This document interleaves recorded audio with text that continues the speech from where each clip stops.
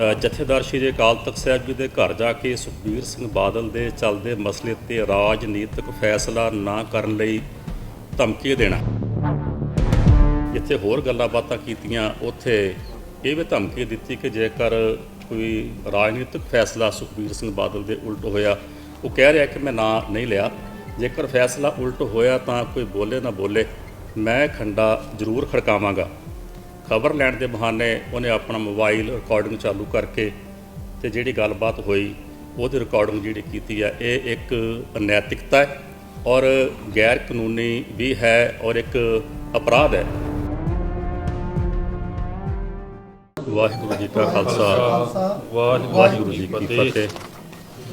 ਜਿਵੇਂ ਆਪ ਸਭ ਜਾਣਦੇ ਹੋ, ਸਮੂਹ ਸੰਗਤਾਂ ਜਾਣਦੀਆਂ ਨੇ ਕਿ ਪਿਛਲੇ ਤਕਰੀਬਨ 3-4 ਦਿਨਾਂ ਤੋਂ ਅਕਾਲੀ ਆਗੂ ਵਿਰਸਾ ਸਿੰਘ ਵਲਟੋਆ ਜਿਹਨੇ ਤਖਤ ਸਾਹਿਬਾਨ ਦੇ ਜਥੇਦਾਰ ਸਾਹਿਬਾਨਾਂ ਬਾਰੇ, ਸਿੰਘ ਸਾਹਿਬਾਨਾਂ ਬਾਰੇ ਜੋ ਮੀਡੀਆ ਦੇ ਵਿੱਚ ਬੋਲਿਆ, ਉਸ ਬਾਰੇ ਉਹਦਾ ਸਪਸ਼ਟੀਕਰਨ ਜਿਹੜਾ ਹੈ ਸਬੂਤਾਂ ਸਮੇਤ ਉਹਨੂੰ ਸੱਦਿਆ ਗਿਆ ਸੀ।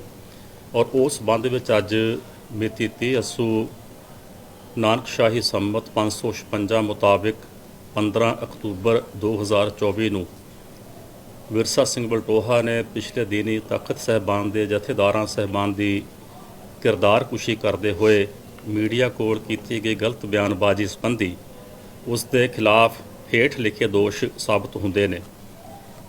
ਨੰਬਰ 1, ਸੁਖਬੀਰ ਸਿੰਘ ਬਾਦਲ ਦੇ ਮਾਮਲਿਆਂ ਤੇ ਸਖਤ ਫੈਸਲਾ ਕਰਨ ਲਈ ਬੀਜੇਪੀ ਅਤੇ RSS ਵੱਲੋਂ ਜਥੇਦਾਰ ਸਾਹਿਬਾਨਾਂ ਤੇ ਦਬਾਅ ਦੇ ਲਾਏ ਦੋਸ਼ਾਂ ਬਾਰੇ ਕੋਈ ਠੋਸ ਸਬੂਤ ਪੇਸ਼ ਨਹੀਂ ਕਰ ਸਕਿਆ।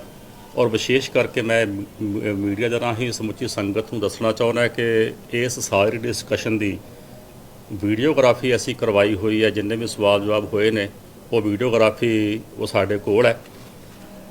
ਜਥੇਦਾਰ ਸ਼੍ਰੀ ਅਕਾਲ ਤਖਤ ਸਾਹਿਬ ਜੀ ਦੇ ਘਰ ਜਾ ਕੇ ਸੁਖਬੀਰ ਸਿੰਘ ਬਾਦਲ ਦੇ ਚੱਲਦੇ ਮਸਲੇ ਤੇ ਰਾਜਨੀਤਿਕ ਫੈਸਲਾ ਨਾ ਕਰਨ ਲਈ ਧਮਕੀ ਦੇਣਾ।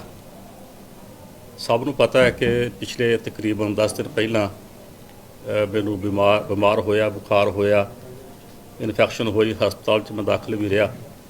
ਔਰ ਮੇਰੀ ਖਬਰ ਲੈਣ ਦੇ ਬਹਾਨੇ ਵਿਰਸਾ ਸਿੰਘ ਵਲਟੋਆ ਮੇਰੇ ਘਰ ਵਿੱਚ ਆਇਆ। ਜਿੱਥੇ ਹੋਰ ਗੱਲਾਂ ਬਾਤਾਂ ਕੀਤੀਆਂ ਉੱਥੇ ਇਹ ਵੀ ਧਮਕੀ ਦਿੱਤੀ ਕਿ ਜੇਕਰ ਕੋਈ ਰਾਜਨੀਤਿਕ ਫੈਸਲਾ ਸੁਖਬੀਰ ਸਿੰਘ ਬਾਦਲ ਦੇ ਉਲਟ ਹੋਇਆ, ਉਹ ਕਹਿ ਰਿਹਾ ਕਿ ਮੈਂ ਨਾਂ ਨਹੀਂ ਲਿਆ, ਜੇਕਰ ਫੈਸਲਾ ਉਲਟ ਹੋਇਆ ਤਾਂ ਕੋਈ ਬੋਲੇ ਨਾ ਬੋਲੇ, ਮੈਂ ਖੰਡਾ ਜ਼ਰੂਰ ਖੜਕਾਵਾਂਗਾ। ਜਥੇਦਾਰ ਸ਼੍ਰੀ ਅਕਾਲ ਤਖਤ ਸਾਹਿਬ ਜੀ ਨਾਲ ਹੋਈ ਗੱਲਬਾਤ ਤੇ ਬਿਨਾਂ ਦੱਸੇ ਰਿਕਾਰਡਿੰਗ ਕਰਕੇ ਵਿਸ਼ਵਾਸਘਾਤ ਕਰਨਾ।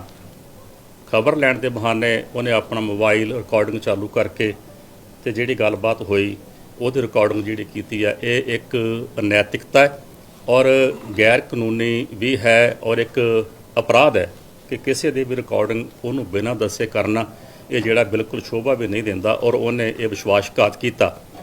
ਸੁਣੀਆਂ ਸੁਣਾਈਆਂ ਗੱਲਾਂ ਦੇ ਆਧਾਰ 'ਤੇ ਮੀਡੀਆ ਵਿੱਚ ਜਥੇਦਾਰ ਸਾਹਿਬਾਨ ਦੀ ਕਿਰਦਾਰਕੁਸ਼ੀ ਕਰਨਾ, ਜਥੇਦਾਰ ਸਾਹਿਬਾਨ ਦੀਆਂ ਵਿਦੇਸ਼ ਵਿੱਚ ਜਾਇਦਾਦਾਂ ਸੰਬੰਧੀ ਦਿੱਤੇ ਝੂਠੇ ਬਿਆਨ ਸੰਬੰਧੀ ਕੋਈ ਪੁਖਤਾ ਸਬੂਤ ਪੇਸ਼ ਕਰਨ ਦੀ ਬਜਾਏ ਝੂਠੀਆਂ ਤੇ ਬੇਬੁਨਿਆਦ ਗੱਲਾਂ ਕਰਕੇ ਸਿੰਘ ਸਾਹਿਬਾਨ ਦੀ ਕਿਰਦਾਰਕੁਸ਼ੀ ਕਰਨਾ। ਸਿੰਘ ਸਾਹਿਬ ਗਿਆਨੀ ਹਰਪ੍ਰੀਤ ਸਿੰਘ ਜੀ ਤੇ ਦਮਦਮਾ ਸਾਹਿਬ ਵਿਖੇ ਬੀਜੇਪੀ RSS ਵੱਲੋਂ ਦਬਾਅ ਪਾ ਕੇ ਸੁਖਬੀਰ ਸਿੰਘ ਬਾਦਲ ਨੂੰ ਅਹੁਦੇ ਤੋਂ ਹਟਾਉਣ ਸੰਬੰਧੀ ਵਾਰਤਾਲਾਪ ਦੇ ਜਿਹੜੇ ਦਾਅਵੇ ਸਨ ਉਹ ਵੀ ਉਹਦੇ ਸਾਰੇ ਝੂਠੇ ਨਿਕਲੇ।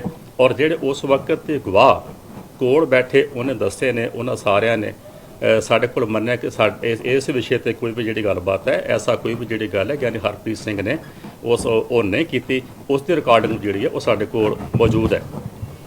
ਬਤੌਰ ਬੁਲਾਰਾ ਸ਼੍ਰੋਮਣੀ ਅਕਾਲੀ ਦਲ ਮੀਡੀਆ ਵਿੱਚ ਬਦਜ਼ੁਬਾਨੀ ਕਰਕੇ ਪੰਥਕ ਜਮਾਤ ਸ਼੍ਰੋਮਣੀ ਅਕਾਲੀ ਦਲ ਦਾ ਭਾਰੀ ਨੁਕਸਾਨ ਕਰਨਾ, ਇਸ ਨੇ ਲਿਖਤੀ ਰੂਪ ਵਿੱਚ ਆਪਣੀਆਂ ਕੀਤੀਆਂ ਗਲਤੀਆਂ ਦੀ ਮੁਆਫੀ ਵੀ ਮੰਗੀ ਹੈ। ਜੋ ਇਹ ਪੱਤਰ ਮੁਆਫੀਨਾਮਾ ਅਖੀਰ 'ਤੇ ਉਹਨੂੰ ਲਿਖਿਆ, ਇਸ ਦੀ ਇੱਕ ਕਾਪੀ ਜਿਹੜੀ ਹੈ ਉਹ ਸਾਰੀ ਪ੍ਰੈਸ ਨੂੰ ਵੰਡ ਦਿੱਤੀ ਜਾਵੇਗੀ। ਇਸ ਨੇ ਲਿਖਤੀ ਰੂਪ ਵਿੱਚ ਆਪਣੀਆਂ ਕੀਤੀਆਂ ਗਲਤੀਆਂ ਦੀ ਮੁਆਫੀ ਮੰਗੀ ਹੈ, ਪਰ ਇਸ ਦੀ ਮੀਡੀਆ ਵਿੱਚ ਕੀਤੀ ਬਿਆਨਬਾਜ਼ੀ ਨਾਲ ਤਖਤ ਸਾਹਿਬਾਨ ਦੀ ਮਾਨ ਮਰਿਆਦਾ ਨੂੰ ਢਾਹ ਲੱਗੀ ਹੈ।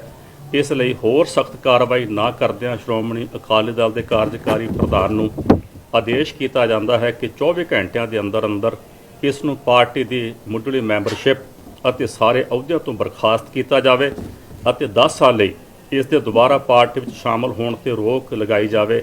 ਜੇ ਫਿਰ ਵੀ ਇਹ ਬਾਜ਼ ਨਾ ਆਇਆ ਤੇ ਇਸ ਖਿਲਾਫ ਹੋਰ ਸਖਤ ਕਾਰਵਾਈ ਜਿਹੜੀ ਹੈ ਉਹ ਕੀਤੀ ਜਾਵੇਗੀ। ਵਾਹਿਗੁਰੂ ਜੀ ਕਾ ਖਾਲਸਾ, ਵਾਹਿਗੁਰੂ ਜੀ ਕੀ ਫਤਿਹ।